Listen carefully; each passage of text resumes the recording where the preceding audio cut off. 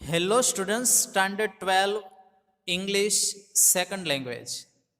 Unit 2, Read 1, Unforgettable Walt Disney. અવિસ્મરણીય ન ભૂલાય તેવા Walt Disney. As far back as I can remember.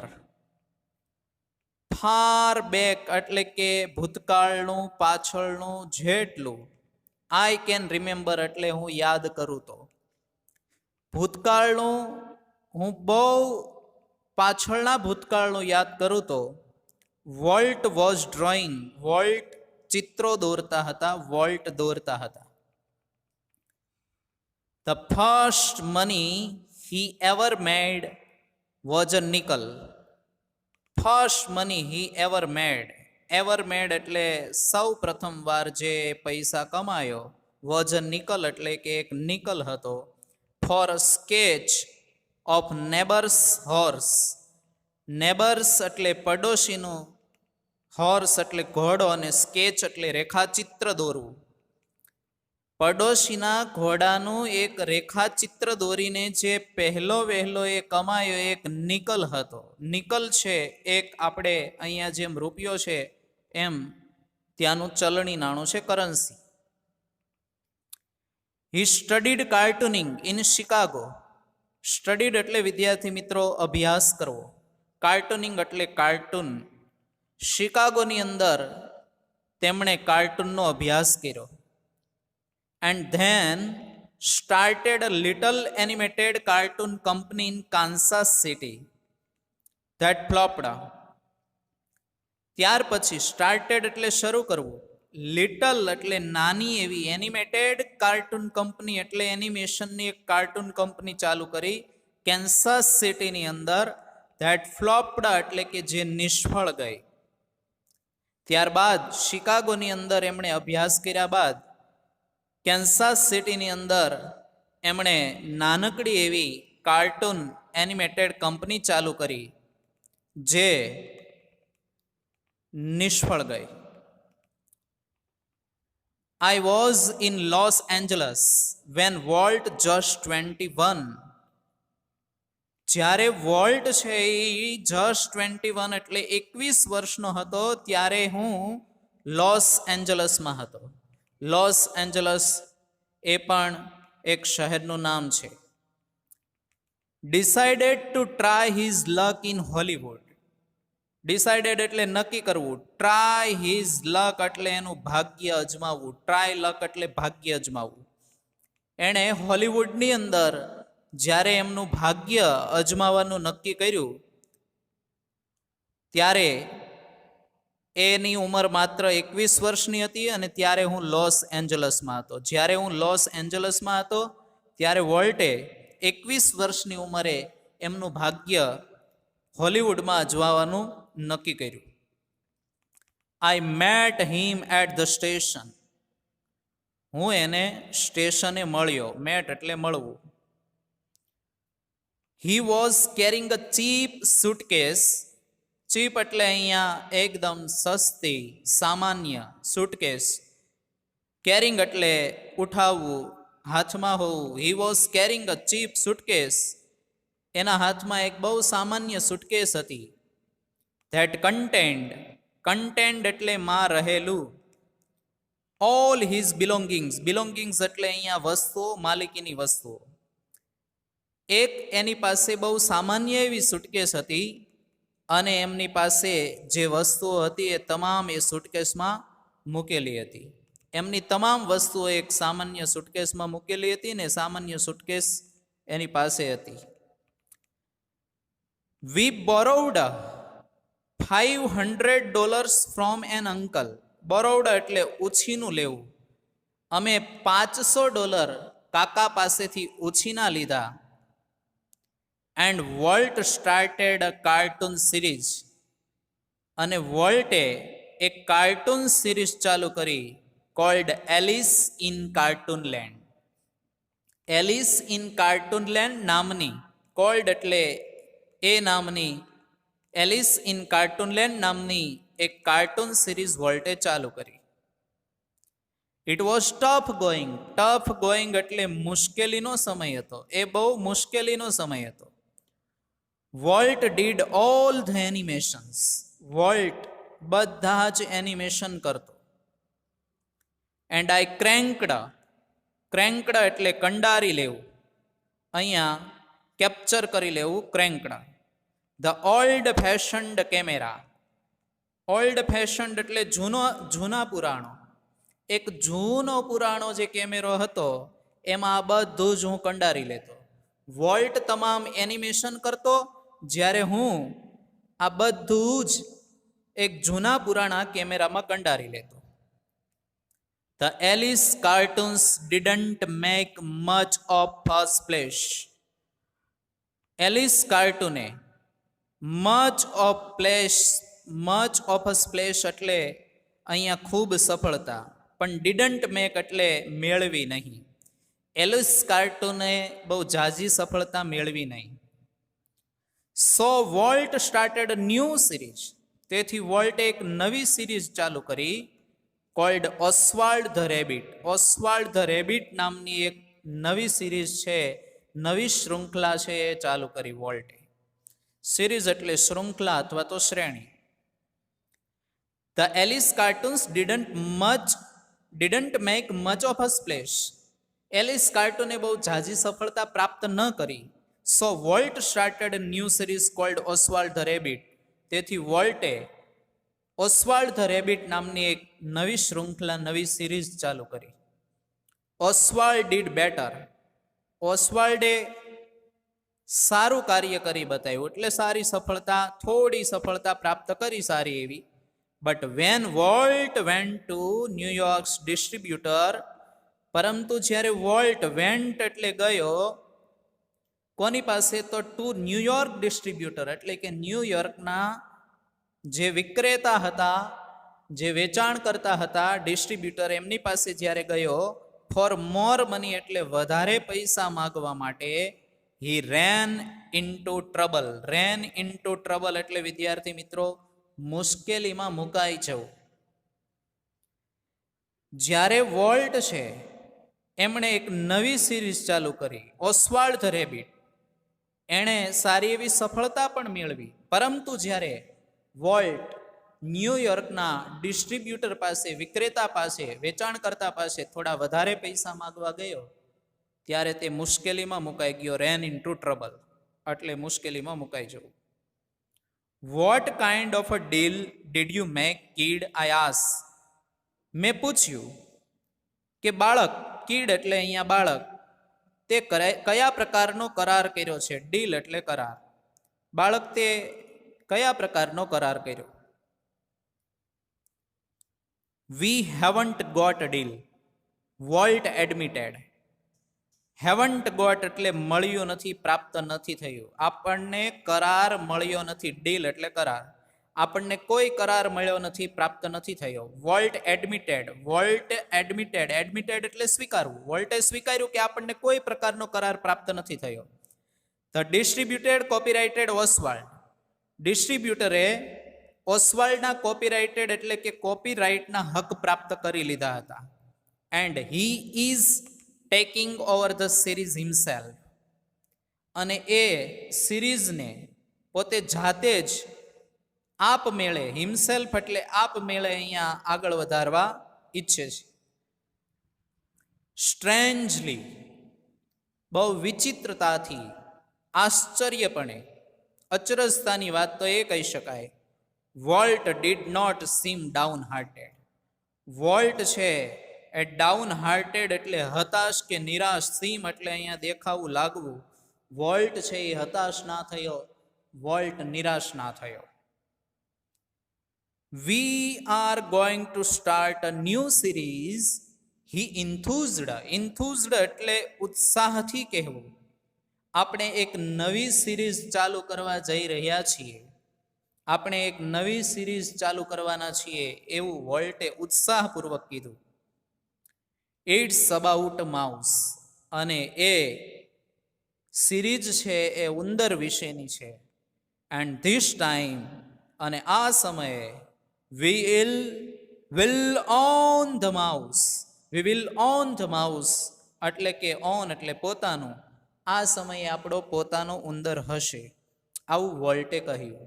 વિદ્યાર્થી મિત્રો, આપણે જોયું કે વોલ્ટે પ્રથમ 2 સિરીઝ જે ચાલુ કરી એમાં નિષ્ફળતા મળી, અને જ્યારે આ 2 સિરીઝમાં નિષ્ફળતા મળી તેમ છતાંય એમણે એક અદમ્ય ઉત્સાહ સાથે વાત કરી કે આપણે એક નવી સિરીઝ ચાલુ કરવાના છીએ, અને જેમાં આપણો પોતાનો ઉંદર હશે, એટલે કે આપણી પોતાની જ પ્રોડક્ટ હશે, આપણે કોઈની મદદની જરૂર લેવી નહીં પડે.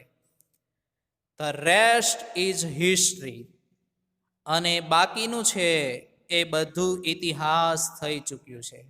એટલે કે બાકીનું જે બન્યું, ત્યારબાદ જે બન્યું એ ઇતિહાસ છે. વોલ્ટ્સ માઉસ મિકી, વોલ્ટના ઉંદર મિકીએ સેલિબ્રેટેડ એટલે ઉજવણી કરવી, હિઝ 40th બર્થડે, બર્થડે એટલે વર્ષગાંઠ, ઇન 1968. વોલ્ટના ઉંદર મિકીએ એમની 40મી વર્ષગાંઠ 1968માં ઉજવી. And happy 40th it was, અને એ 40મી વર્ષગાંઠ હેપી એટલે કે બહુ આનંદદાયક હતી, સુખદ હતી. A quarter of a billion people saw Disney movie in 1968. Quarter એટલે વિદ્યાર્થી મિત્રો ચોથો ભાગ, અને બિલિયન એટલે 100 કરોડ, એટલે કે 1 અબજ. 100 કરોડનો ચોથો ભાગ, 1 અબજનો ચોથો ભાગ એટલે 25 કરોડ લોકોએ 1968માં ડિઝની મૂવી સો એટલે જોઈ, સી એટલે જોવું, સો એનું ભૂતકાળનું રૂપ છે, પાસ્ટ ફોર્મ છે. A quarter of a billion people saw Disney movie in 1986. 1968માં 25 crore લોકોએ ડિઝની મૂવી જોઈ. 100 મિલિયન વોચડ અ ડિઝની ટીવી શો. 1 મિલિયન એટલે વિદ્યાર્થી મિત્રો 10 લાખ. 100 મિલિયન એટલે કે 10 કરોડ વ્યક્તિઓએ ડિઝની ટીવી શો જોયો. Nearly a billion read a Disney book or magazine. Billion એટલે વિદ્યાર્થી મિત્રો 100 કરોડ. લગભગ આશરે 100 કરોડ લોકોએ, નિયરલી એટલે આશરે 100 કરોડ લોકોએ ડિઝની બુક અથવા તો મેગેઝિન વાંચ્યું. મેગેઝિન એટલે એમનું જે ડિઝની વિશેનું સામાયિક છે એ વાંચ્યું. એન્ડ ઓલમોસ્ટ 10 મિલિયન, અને લગભગ 10 મિલિયન એટલે કે 1 કરોડ લોકોએ વિઝિટેડ ડિઝનીલેન્ડ, ડિઝનીલેન્ડની મુલાકાત લીધી. ઓલમોસ્ટ એટલે લગભગ 1 કરોડ લોકોએ ડિઝનીલેન્ડની મુલાકાત લીધી. And Mickey, as volt use to say એટલે કહેતા, સ્ટાર્ટેડ ઇટ ઓલ. સ્ટાર્ટેડ એટલે શરૂઆત કરવી, ઇટ ઓલ એટલે આ બધી જ શરૂઆત છે એ મિકીએ કરાવી, એવું વોલ્ટ કહેતા. વોલ્ટ એવું કહેતા કે આ બધી શરૂઆત છે એ એમના મિકી માઉસે શરૂઆત કરાવી હતી, સફળતાની. Mickey was only the first successful product of Walt's matchless imagination. Successful એટલે વિદ્યાર્થી મિત્રો સફળ, અને પ્રોડક્ટ એટલે અહીંયા સર્જન. મેચલેસ ઇમેજિનેશન એટલે અજોડ કલ્પના શક્તિ. મેચલેસ એટલે કે એના જેવું બીજું કોઈ ના હોઈ શકે, અજોડ કલ્પના શક્તિ. એન્ડ એબિલિટી એટલે કે ક્ષમતા. To make his dreams become reality. Dreams એટલે સ્વપ્નાઓને, બીકમ રિયાલિટી એટલે વાસ્તવિકતામાં બદલી દેવી. મિકીએ વોલ્ટની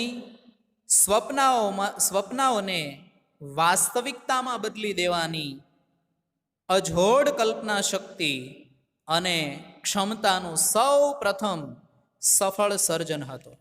ફરીવાર વિદ્યાર્થી મિત્રો, Mickey was only the first successful product of Walt's matchless imagination and ability to make his dreams become reality.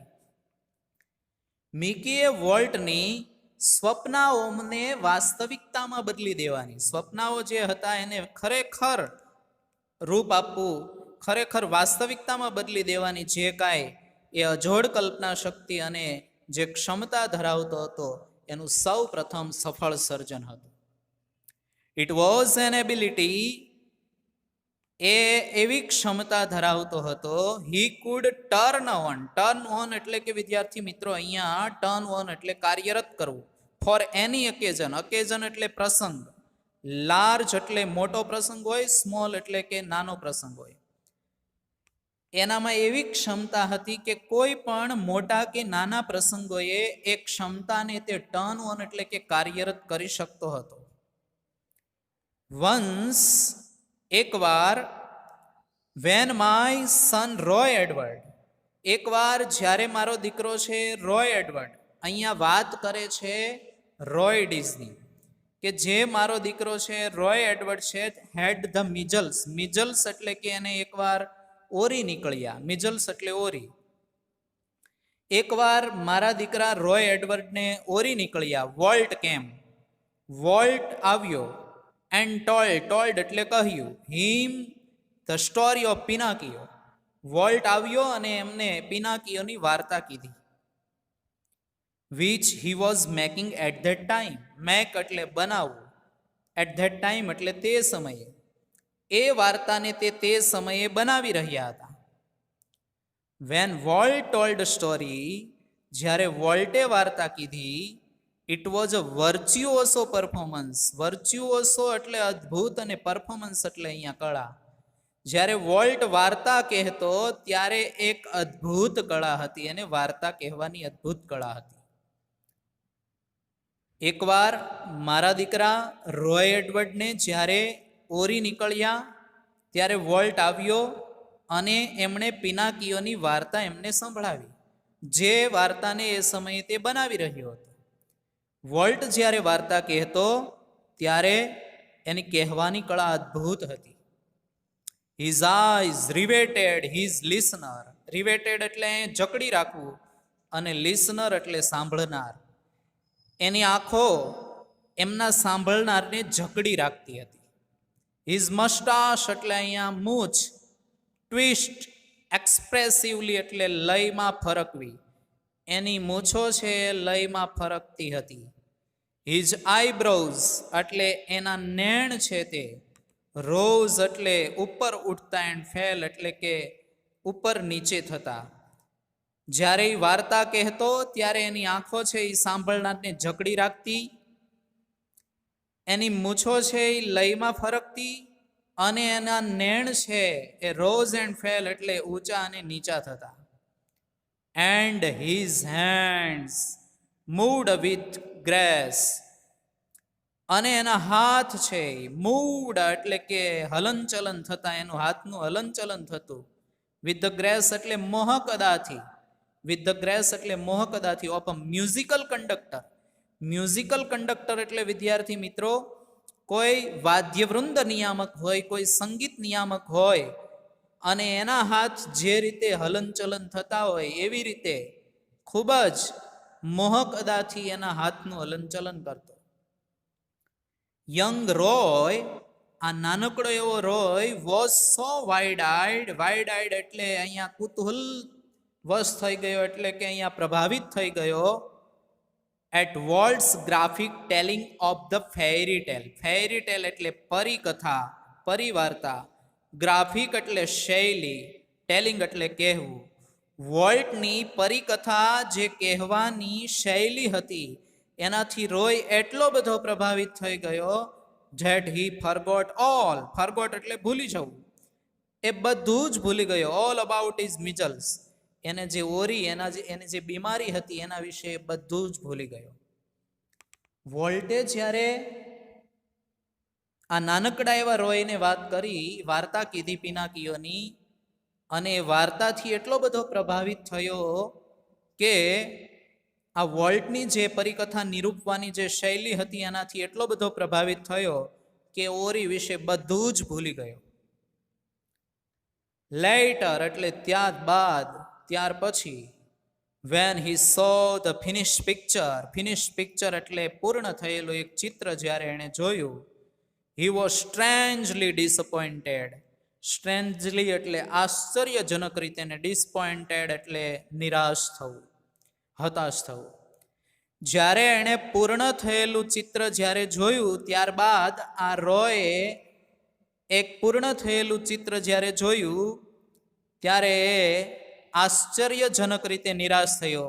It didn't seem as exciting as uncle when uncle Walt told he said. He was strangely disappointed. એ આશ્ચર્યજનક રીતે નિરાશ થયો અને એણે કહ્યું it didn't seem as exciting as. Exciting એટલે કે એવું ઉત્તેજક લાગવું, એવું અહીંયા ઉત્સાહિત લાગવું. It didn't seem as exciting as. એ એટલું બધું ઉત્તેજક નહોતું, એટલું બધું અહીંયા પ્રભાવિત કરનારું નહોતું. When uncle Walt told it he said. તેણે કીધું કે વોલ્ટ અંકલે જ્યારે, અંકલ વોલ્ટે જ્યારે એ વાર્તા કીધી પિનાકીઓની, અને જ્યારે જે પ્રભાવિત લાગી, જે મને ઉત્સાહ છે એ હતો, અને આ ચિત્ર મેં જ્યારે જોયું એમાં એવું કશું જ નથી. એટલે અહીંયા કહેવાનું એવું તાત્પર્ય છે કે ખરેખર વોલ્ટની વાર્તા કહેવાની શૈલી છે અદ્ભુત હતી, કે જે સાંભળનારાને મંત્રમુગ્ધ કરી દેતી, જકડી રાખતી હતી. તો હવે પછીનું વિદ્યાર્થી મિત્રો આપણે નેક્સ્ટ લેક્ચરમાં જોઈશું.